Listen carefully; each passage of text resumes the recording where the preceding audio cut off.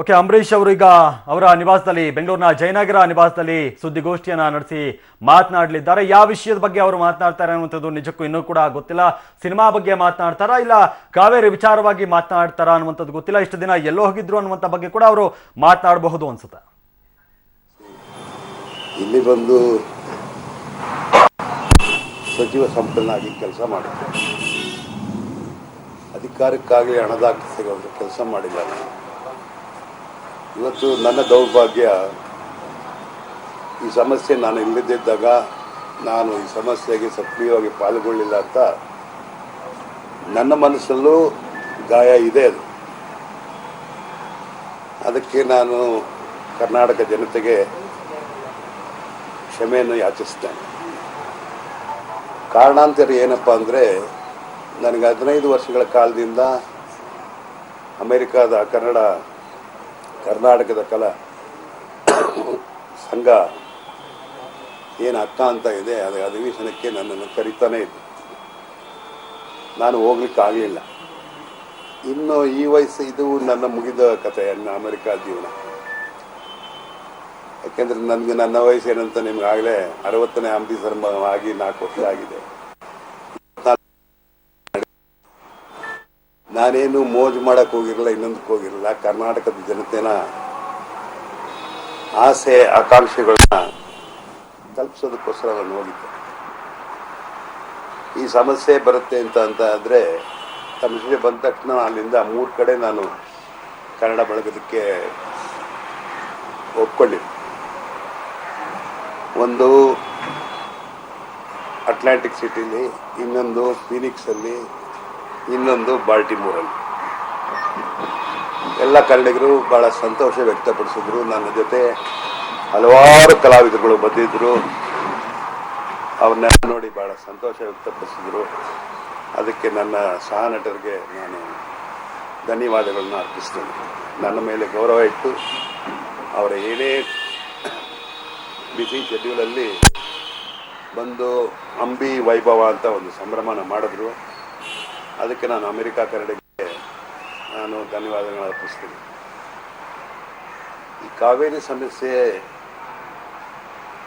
ನಾನು 2006ನಲ್ಲಿ ನನಗೆ ಪ್ರಧಾನಿ ಮಂತ್ರಿಗಳು ಬಂದು ಕರೆದರು. ಯಾಕೆಂದರೆ ನಾನು ಕಾವೇರಿ ಬೇಸಿನಿಂದ ಬಂದಂಥ ಒಬ್ಬ ಸಂಸತ್ ಸದಸ್ಯರಾದ್ರಿಂದ ನನಗೆ ಕರೆದಿತ್ತು. ನಾನು ಕೇಳಿ, Ambarish, what you say about Karnataka this Kaveri issue?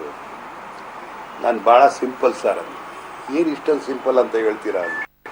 Sir ಭಾಳ ಸಿಂಪಲ್ ಇದು. ಹೆಂಗೆ ಸಿಂಪಲ್ ಅಂತ ಹೇಳ್ತೀರಾ? 100 ಜನ ಪ್ರಧಾನಮಂತ್ರಿಗಳು ಬಂದರು ರಾಜಕೀಯದಲ್ಲಿ, ಇದನ್ನ ಸಮಸ್ಯೆ ಬಗೆಹರಿಸೋಕ್ಕಾಗಲ್ಲ. 2 ರಾಜ್ಯದ ರೈತರಿಗೆ ಬಿಟ್ಬಿಟ್ರೆ. ಓಕೆ, ಅಂಬರೀಶ್ ಅವರು ಮಾತನಾಡ್ತಾ ಇದ್ದಾರೆ. ಮಾಜಿ ಸಚಿವ ಅಂಬರೀಶ್ ಅವರು, ಇದು ನನ್ನ ನಿಜಕ್ಕೂ ಕೂಡ ನನ್ನ ದೌರ್ಭಾಗ್ಯ. ನಾನು ಇಲ್ಲದಿದ್ದಾಗ ಕಾವೇರಿ ಸಮಸ್ಯೆ ಉಂಟಾಗಿದೆ. ನಿಜಕ್ಕೂ ಬೇಸರ ಆಯಿತು, ನನ್ನ ಮನಸ್ಸಿಗೂ ಕೂಡ ನೋವಾಗಿದೆ ಅನ್ನುವಂಥ ನಿಟ್ಟಲ್ಲಿ ಮಾತನಾಡ್ತಾ ರಾಜ್ಯದ ಜನರ ಕ್ಷಮೆಯನ್ನು ಕೂಡ ಕೇಳಿದ್ದಾರೆ. ಹಾಗೆ ಅಮೆರಿಕಕ್ಕೆ ಹೋದಂಥ ಸಂದರ್ಭದಲ್ಲಿ ಅಲ್ಲಿ ಅಂಬಿ ವೈಭವ ಅನ್ನುವಂಥ ಕಾರ್ಯಕ್ರಮ ಕೂಡ ಹಮ್ಮಿಕೊಂಡಿದ್ರು. ಸಾಕಷ್ಟು ಬಾರಿ ಕರೆದಿದ್ರು, ನಾನು ಹೋಗಿರಲಿಲ್ಲ. ಈ ಬಾರಿ ಹೋಗಲೇಬೇಕಾಯಿತು. ಮುಂದೆ ನಾನು ಹೋಗ್ತೀನೋ ಇಲ್ಲೋ ಗೊತ್ತಿಲ್ಲ, ಅದರಿಂದಾಗಿ ಹೋದೆ ಅಂತ ಹೇಳ್ತಿದ್ದಾರೆ. ಜಾಸ್ತಿ ಪಾಲ್ ಕೊಡ್ಕೊಂಡು ಭಾಳ ವರ್ಷಗಳಿಂದ ಬಂದಿದ್ದೀವಿ. ಅದೇ ರೀತಿ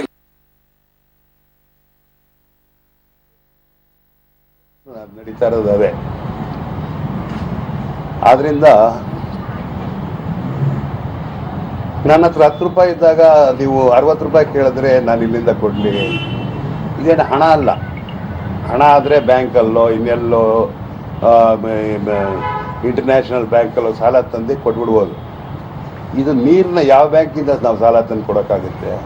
ಅದನ್ನು ಸೃಷ್ಟಿ ಮಾಡೋಕ್ಕಾಗಲ್ಲ. ಅದಕ್ಕೇನಾಗುತ್ತೆ ಅಂದರೆ ಕೆಲವು ಫಾರ್ಮುಲಾಗಳು ಕೊಡಬೇಕು. ಈಗ ಬೇಗ ಮಳೆ ಬಂದರೆ ಒಂದು ಫಾರ್ಮುಲಾ ಕೊಡಿ, ಲೇಟಾಗಿ ಮಳೆಗೆ ಬಂದರೆ ಒಂದು ಫಾರ್ಮುಲಾ ಕೊಡಿ.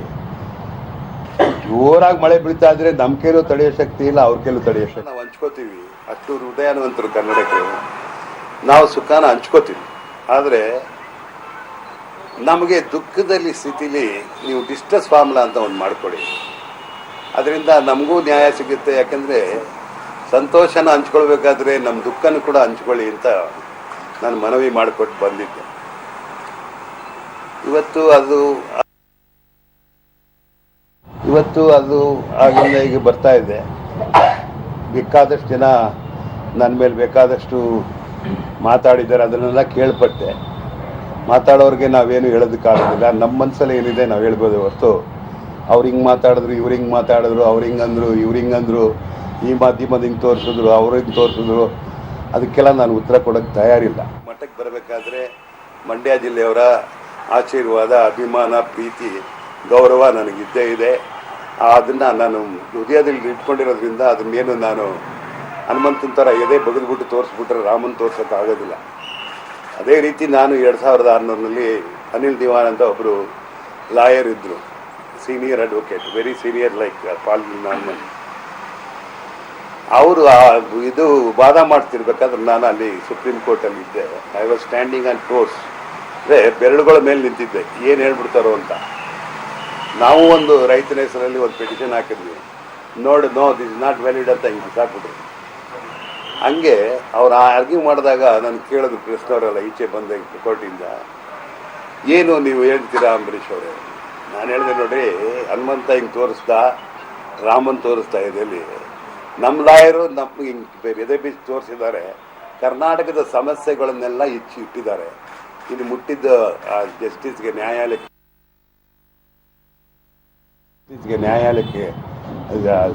ಅರ್ಪಿತವಾಗಲಿ ಅಂತ ಹೇಳಿ ಬಂದೆ. ಹೀಗೆ ಎಲ್ಲ ರೀತಿಯ ಕಾಲದಲ್ಲೂ ನಾವು ಇದ್ದೀನಿ. ಸಕ್ರಿಯವಾಗಿ ನಾನು ಭಾಗವಹಿಸಲಿಲ್ಲ ಅನ್ನೋದಕ್ಕೆ ಕಾರಣ ಏನಪ್ಪ ಅಂದರೆ ಕನ್ನಡಿಗರ ಪ್ರೀತಿ, ವಿಶ್ವಾಸ, ಆಸೆ. ಮೋಜು ಮಾಡೋಕ್ಕಲ್ಲ, ಯಾಕೆಂದರೆ ಮೋಜು ಮಾಡೋ ಕಾಲ ನನಗೆ ವಯಸ್ಸು ಆಗೋಗಿದೆ. ಆ ವಯಸ್ಸೆಲ್ಲ ಆಗೋಗೋದ್ರಿಂದ ನಾನು ಮೋಜು ಮಾಡೋಕ್ಕೋಸ್ಕರ ನಾನು ಅಮೆರಿಕಾಗೆ ಹೋಗಿರಲಿಲ್ಲ, ಇಲ್ಲ ಐಷಾರಾಮಿ ಜೀವನ ಮಾಡೋಕ್ಕೋಸ್ಕರ ಹೋಗಿರಲಿಲ್ಲ. ಪ್ರೀತಿ, ವಿಶ್ವಾಸ, ಬಾಂಧವ್ಯ, ಕನ್ನಡಿಗರಿಗೋಸ್ಕರ ನಾನು ಅಲ್ಲಿಗೆ ಹೋಗಿದ್ದೆ ಅಂತ ಹೇಳೋದಕ್ಕೆ ಇಷ್ಟನೂ ಆಗುತ್ತೆ, ಜೊತೆಯಲ್ಲಿ ಕಷ್ಟನೂ. ಈ ಸಮಸ್ಯೆಗೆ ನಾನು ಇಲ್ಲಿ ಸಕ್ರಿಯವಾಗಿ ಭಾಗವಹಿಸಲಿಲ್ಲ ಅಂತ ಒಂದು ಕಷ್ಟ, ದುಃಖನೂ ಆಗುತ್ತೆ. ಆ ದುಃಖದಲ್ಲಿ ನಾವು ಹೇಳಬೇಕಾದ್ರೆ ಇವತ್ತಿನ ದಿನ ಹಲವಾರು ಜನ, ಎಲ್ಲರೂ, ಯಾರೇ ಆಗಲಿ, ಕಾವೇರಿ ಆಗಲಿ, ಕೃಷ್ಣ ಆಗಲಿ, ತುಂಗ ಆಗಲಿ, ಭದ್ರಾ ಆಗಲಿ, ಎಲ್ಲರೂ ಅದರಿಂದ ನಮ್ಗೆ ಯಾರಿಗೂ, ಕೆಲವರಿಗೆಲ್ಲ ಅಲ್ಲಿಂದ ಇದರಿಂದ ಉಪಯೋಗ ಇಲ್ಲದಿದ್ದರೂ ಬಂದು ಇದಕ್ಕೋಸ್ಕರ ಹೋರಾಟದಲ್ಲಿ ಭಾಗವಹಿಸ್ತಾರೆ. ನಾನು ನೋಡಿದ್ದೀನಿ ಕಣ್ಣಾರೆ. ಬಿಜಾಪುರನವ್ರಿಗೂ ಇದಕ್ಕೂ ಏನು ಸಂಬಂಧ? ಅವರು ಕೂಡ ಇಲ್ಲಿ ಬಂದು ಭಾಗವಹಿಸ್ತಾರೆ. ಯಾಕೆಂದರೆ ಕರ್ನಾಟಕದ ಆಸ್ತಿ ಇದು. ಇವತ್ತಿನ ದಿನ ನೀವು ಹೇಳ್ದಂಗೆ ನಮ್ಮ ಸರ್ಕಾರದವ್ರು ಹೇಳಿದ್ದಾರೆ, ಒಳ್ಳೆ ತೀರ್ಮಾನ ಮಾಡಿದ್ದಾರೆ ಮುಖ್ಯಮಂತ್ರಿಗಳು. ಅದನ್ನು ಕೇಳಿ ಒಂದು ಸ್ವಲ್ಪ ಸಂತೋಷ ಆಯಿತು. ಏನೇ ಆಗಲಿ, ನಾವು ಕುಡಿಯೋದಕ್ಕೆ ನೀರು ಬರೀ ಮನುಷ್ಯರಿಗೆ ಅಲ್ಲ, ಪ್ರಾಣಿಗಳಿಗೆ ಅಲ್ಲ, ಯಾರಿಗೂ ಕುಡಿಯೋದಕ್ಕೆ ನೀರಿಲ್ಲ ಇಲ್ಲಿ. ನಮ್ಮ ಬೆಳೆ ಅಂತೂ ಇಲ್ಲವೇ ಇಲ್ಲ. ಮಂಡ್ಯದಲ್ಲಂತೂ ಕಾವೇರಿ ಬೇಸಿದವ್ರಿಗಂತೂ ಬೆಳೆ ಚಾನ್ಸೇ ಇಲ್ಲ. ಅಂಥದ್ರಲ್ಲಿ ಈಗ ಬೆಂಗಳೂರಿನವರಾಗಲಿ, ಇನ್ನೊಬ್ಬರಾಗಲಿ, ಯಾರು ನೀರು ಕುಡಿತಾ ಇದ್ದಾರೆ, ಅಲ್ಲಿ ಕೃಷ್ಣಗಿರಿ ತನಕನೂ ಕಾವೇರಿ ನೀರನ್ನು ಕುಡಿತಾರೆ, ಕಾವೇರಿ ಇರಿಗೇಷನ್ ಮಾಡ್ತಾರೆ. ಬೇಕಾದಷ್ಟು TMC ವಾಟ್ರು ಸಮುದ್ರಕ್ಕೆ ಹೋಗುತ್ತೆ. ಅದನ್ನೆಲ್ಲ ಅವರು ನಮ್ಮ ಕೈಲಿಲ್ಲ, ನಾವು ಮೇಲಿದ್ದೀವಿ, ಅವ್ರು ಕೆಳಗಡೆ ಇದ್ದಾರೆ. ಆ ಕೆಳಗಡೆ ಇರೋದಕ್ಕೋಸ್ಕರ ಅದು ನಮ್ಮ ದುರಾದೃಷ್ಟ. ನಾವೇ ಕೆಳಗಿದ್ರೆ ಈ ಸಮಸ್ಯೆ ನಮಗೆ ಏನು ಪರಿಹಾರ ತಾವ್ಯಾಗೆ ಆಗೋದು. ಅವ್ರು ಮುಂದಕ್ಕೆ ಯಾವ ಮೆಟ್ಟೂರು ಡ್ಯಾಮ್ ಆದ್ಮೇಲೆ ಇನ್ನೊಂದು ಡ್ಯಾಮ್ ಕಟ್ಬೋದು, ಯಾರ್ದೂ ಅಬ್ಜೆಕ್ಷನ್ ಇರೋದಿಲ್ಲ. ಇರಿಗೇಷನ್ ಪ್ರಾಜೆಕ್ಟ್ಗಳು ಏನು ಬೇಕಾದ್ರೂ ಮಾಡ್ಬೋದು, ಕೆನಾಲ್ಸ್ಗಳು ಮಾಡ್ಬೋದು, ಎಲ್ಲ ಪ್ಲ್ಯಾಂಡಾಗಿ ಮಾಡಿ. ಆ ಕಡೆ ನೋಡಿದ್ರೆ ತಂಜಾವೂರು ಕಡೆ ಎಲ್ಲ ವೆಲ್ವಿಟೆಡ್ ಇರುತ್ತೆ. 3ನೇ ಬೆಳೆಗೆ ನಾವು ನೀರು ಕೇಳ್ತಾ ಇದ್ದಾರೆ. ನಮಗೆ ಕುಡಿಯೋದಕ್ಕೋಸ್ಕರ, ದನಕರುಗಳು, ಪ್ರಾಣಿಗಳಿಗೆ, ಮನುಷ್ಯರಿಗೆ ಕುಡಿಯೋದಕ್ಕೋಸ್ಕರ ನೀರು ಕೇಳ್ತಾ ಇದ್ದೀವಿ. ಅದು ಸರ್ಕಾರದ ಒಂದು ತೀರ್ಮಾನ ನಮ್ಮ ಮುಖ್ಯಮಂತ್ರಿಗಳು ಮಾಡಿದ್ದಕ್ಕೆ ಅವರಿಗೆ ಅಭಿನಂದನೆ ಸಲ್ಲಿಸ್ತೀನಿ. ಏನೇ ಆಗಲಿ, ನಾವು ಅಧಿಕಾರ ಹೋದ್ರೂ ಪರವಾಗಿಲ್ಲ, ಆದರೆ ನಾವು ಮಾತ್ರ ನೀರು, ಕುಡಿಯೋ ನೀರಿಗೋಸ್ಕರ ಕೇಳ್ತಾ ಇದ್ದೀವಿ ಹೊರತು ಸುಪ್ರೀಂ ಕೋರ್ಟಿಗೆ ಅವಮಾನ ಮಾಡೋದಕ್ಕಾಗಲಿ, ಅವ್ರಿಗೆ ತೀರ್ಮಾನಕ್ಕೆ ಯಾವುದೇ ರೀತಿ ಚ್ಯುತಿ ತರೋದಕ್ಕಾಗಲಿ ನಾವು ಮಾಡ್ತಾ ಇಲ್ಲ. ಆದ್ದರಿಂದ ನಾವು ಹೇಳ್ತಾ ಇರೋದು ನಮ್ಮ ಕಷ್ಟನ ಹೇಳಿದ್ದೀವಿ. ಇದ್ರ ಮುಂದೆ ನಮಗೆ ಅಧಿಕಾರಕ್ಕೂ ನಾನು ಆಸೆ ಪಡೋನಲ್ಲ. ಯಾಕೆ, ಜನರ ಹಿತರಕ್ಷಣೆಗೋಸ್ಕರ ಮುಖ್ಯಮಂತ್ರಿ ಸ್ಥಾನದಲ್ಲಿದ್ದೀನಿ ಅಂತ ಹೇಳಿದ್ದ ತೀರ್ಮಾನ ನಾನು ಅವ್ರನ್ನ ಅಭಿನಂದನೆ ಪಡಿಸ್ತೀನಿ.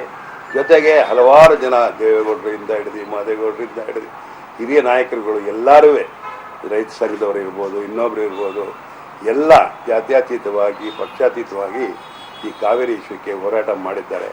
ಅದರಲ್ಲಿ ನಾನು ಸಕ್ರಿಯ ಭಾಗವಹಿಸ್ತಿಲ್ಲ ಅಂದರೆ ನನ್ನ ಮನಸ್ಸಲ್ಲಿ ಆ ನೋವು ನನಗೆ ಗೊತ್ತು ಹೊರತು ನಾನೇ ನಿಮಗೆ ತೋರಿಸೋದಕ್ಕಾಗೋದಿಲ್ಲ.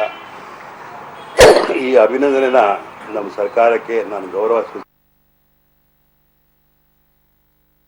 ಸೂಚನೆ ಮಾಡಿ, ನನ್ನ ಜನತೆ ಈ ಹಿತರಕ್ಷಣಾ, ಕನ್ನಡಿಗರ ಹಿತರಕ್ಷಣೆಗೋಸ್ಕರ ಸರ್ಕಾರ ತಗೊಂಡಿರೋ ತೀರ್ಮಾನ ಒಳ್ಳೆ ತೀರ್ಮಾನ. ಇವತ್ತಿನ ದಿನ ಯಾವಾಗ ಸುಪ್ರೀಂ ಕೋರ್ಟ್ ಹೇಳಿದ್ದಾರೆ, ಮಾತುಕತೆ ಮೂಲಕ ಮುಗಿಸಿ ಕೇಂದ್ರ ಸರ್ಕಾರದ ಪ್ರಧಾನಮಂತ್ರಿಗಳು ಇದಕ್ಕೆ ಬರಬೇಕು.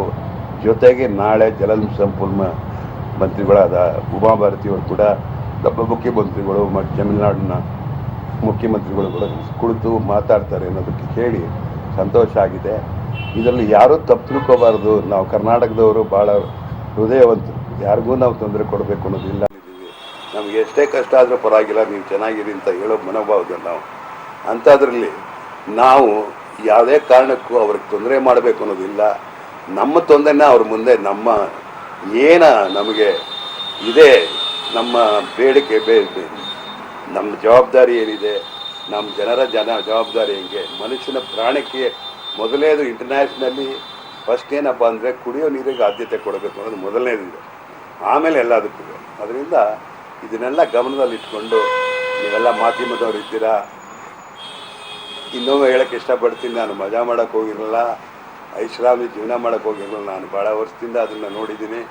ಅದು ಯಾರಿಗಿಂದ ನೋಡಿದ್ದೀನಿ ಅಂದರೆ ಒಬ್ಬೊಬ್ಬ ಬಡವರಿಂದ ಹಿಡಿದು ಸಾಹುಕಾರನ ತನಕ ಅವನ ಬೆವರಿನ ಹಣನ ನಾನು ಸುಖವಾಗಿ ಜೀವನ ಮಾಡಿದ್ದೀನಿ.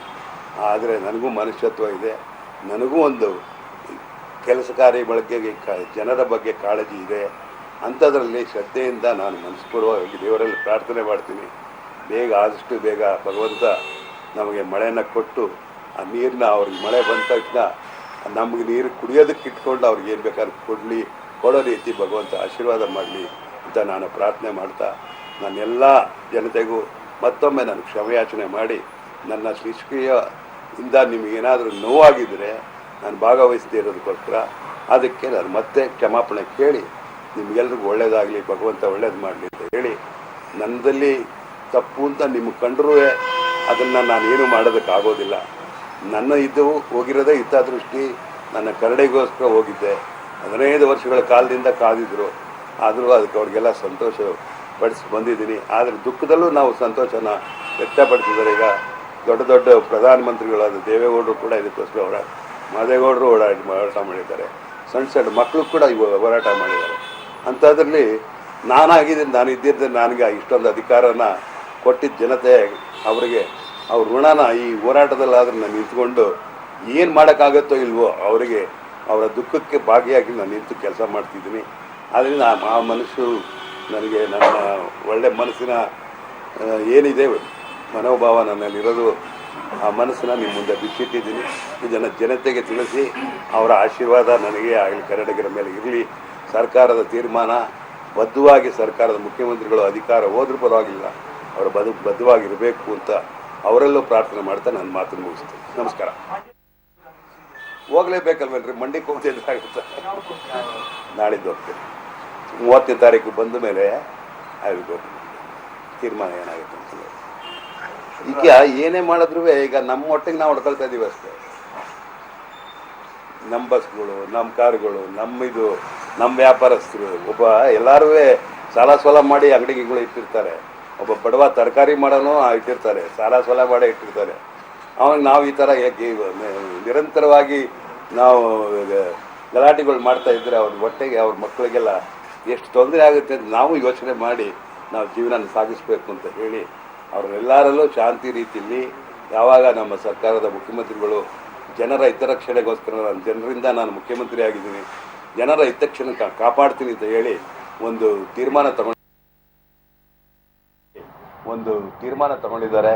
ಅದಕ್ಕೆ ಮತ್ತೊಮ್ಮೆ ಮಗದೊಮ್ಮೆ ನಾನು ಅವರಿಗೆ ಇದು ಅಂಬರೀಷ್ ಅವರು ಹೇಳ್ತಾ ಇರುವಂಥದ್ದು. ಮೊದಲಿಗೆ ಅವರು ಕ್ಷಮೆಯಾಚಿಸ್ತಾರೆ, ನಾನು ಭಾಗಿಯಾಗಬೇಕಾಗಿತ್ತು, ಜನರ ಋಣವನ್ನ ತೀರಿಸುವಂಥ ಕೆಲಸ ಇದರಿಂದ ಆಗ್ತಾ ಇತ್ತು, ನಾನು ಹೋರಾಟದಲ್ಲಿ ಭಾಗಿಯಾಗಿದ್ರೆ ಅವರು ಕೂಡ ಒಂದು ರೀತಿ ಖುಷಿ ಆಗ್ತಾ ಇತ್ತು, ನಮ್ಮ ಜೊತೆಗೆ ನಮ್ಮ ನಾಯಕರು ಇದ್ದಾರೆ ಅನ್ನುವಂಥ ಖುಷಿ ಆಗ್ತಾ ಇತ್ತು. ಆದರೆ ಅಕ್ಕ ಸಮ್ಮೇಳನಕ್ಕೆ ಹೋಗಿದ್ರಿಂದ ಬರೋದಕ್ಕೆ ಸಾಧ್ಯ ಆಗಲಿಲ್ಲ. 15 ವರ್ಷಗಳಿಂದಲೂ ಕೂಡ ಕರೀತಾ ಇದ್ರು, ಅದೇ ಹೋಗೋಕ್ಕಾಗಿರ್ಲಿಲ್ಲ, ಮುಂದೆ ಹೋಗೋಕ್ಕಾಗೋದಿಲ್ಲ ಅನ್ನುವಂಥ ನಿಟ್ಟಿನಲ್ಲಿ ಹೋಗಲೇಬೇಕಾಗಿತ್ತು ಅಂತ ಹೇಳಿ. ಬಟ್ ಅವ್ರನ್ನ 3ನೇ ಜಾಗದಲ್ಲಿ ಇಟ್ಟರು. ಅದಕ್ಕೋಸ್ಕರ ಈ ರೆಫ್ಯೂಸ್ ಟು ಕಮ್. ಅವ್ರು ECFMG ಚೇರ್ಮನ್ ಅಮೆರಿಕಾದಲ್ಲಿ, ಅವ್ರ ಸೈನ್ ಇದ್ರೇ ನ್ಯಾಯಾಲಯ ತನ್ನ ಹಠಕ್ಕೆ ಬಿದ್ದಂಗೆ ಕಾಣಿಸ್ತು. ಕರ್ನಾಟಕದ ವಾದವನ್ನ ಹೆಚ್ಚು ಕಡಿಮೆ ಕೇಳಲಿಲ್ಲ. ಒಂದು ಸಣ್ಣ ರಿಲೀಫ್ ಅನ್ನ ಕೊಡ್ತು, ಅದು ಕೇಂದ್ರ ಸರ್ಕಾರದ ಮಧ್ಯಪ್ರವೇಶದ ರೀತಿಯಲ್ಲಿ. ನೋಡೋಣ ಏನಾಗಿದೆ ಅಂತ. ಮತ್ತೆ ಅನ್ಯಾಯವಂತೂ ಆಯಿತು. ತಮಿಳುನಾಡಿಗೆ 3 ದಿನದಲ್ಲಿ 18,000 ಕ್ಯೂಸೆಕ್ ನೀರನ್ನ. ಕೋರ್ಟ್ ತೀರ್ಪು ಬಂದ ಹಿನ್ನೆಲೆಯಲ್ಲಿ ಮಂಡ್ಯದಲ್ಲಿ ಪ್ರತಿಭಟನೆ ಮತ್ತೆ ಆರಂಭವಾಗಿದೆ. ಮತ್ತೆ ನೀರು ಬಿಡುವಂತೆ ಕೋರ್ಟ್ ಆದೇಶವನ್ನ ಮಾಡಿರುವಂತಹ ಹಿನ್ನೆಲೆಯಲ್ಲಿ ಮಂಡ್ಯದಲ್ಲಿ ರಾಷ್ಟ್ರೀಯ ಹೆದ್ದಾರಿಯನ್ನ ತಡೆದು ಪ್ರತಿಭಟನೆಯನ್ನ ಮಾಡ್ತಾ ಇದ್ದಾರೆ.